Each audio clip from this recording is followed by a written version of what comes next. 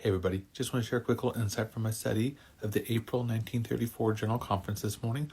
While I was working out, I was listening to Elder John Wells of the Presiding Bishopric speak, and he was talking about the importance of training your children in the gospel and about the tendency of many parents to kind of shove teaching of the gospel off to the church or to their teachers and think it's not their responsibility. And I thought this was quite interesting because it was the third talk this session about this topic. But I think it's also important that sometimes we will pull a talk out of context and think that it can justify being a bit on the extreme end. Because this talk was only a few talks after Elder Sylvester Q. Cannon, who's the presiding bishop at the time. Back then they called him elder, not bishop.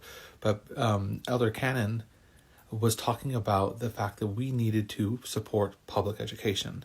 And so you could very easily pull his talk to be like, oh, the church is all in on public education. And then you could pull the very next talk where Elder Levi Edgar Young talked about the dangers of thinking that we can let our children out to the schools and not teach them at home.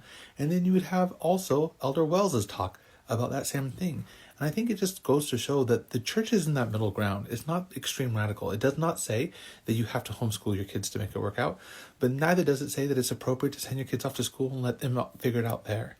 I think that it's really best embodied by Spencer W. Kimball. He gave a talk called Spiritual Reservoirs. And in this talk, he mentions he went to the Soviet bloc. And while he was there in Eastern Europe, he's like, how do you keep your kids? Because the communists take them all day long and educate them. And they said, well, we have to. We have to send our kids to the public school here. We have no choice. What we can control, though, is what happens at home.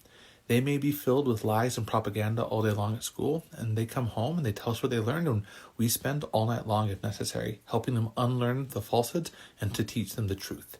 And they said that that is how they've been able to save their kids from the propaganda. And then President Kimball suggested that that is a good pattern for all parents everywhere to follow, regardless of how good your school is. It doesn't matter if you think your school's great and you're in American Fork like myself, or if you are in maybe Lehigh and you think your school is awful, or if you're in Virginia or in some area where they're just crazy radical. It doesn't really matter how good or how bad your school is.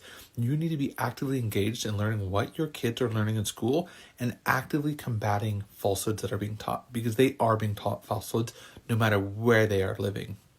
And more than just that is proactively teaching them and preparing them, because eventually your kids will go to high school, go on from high school to go to college, and they need to be prepared for the road. You can only prepare the road so much for your kids.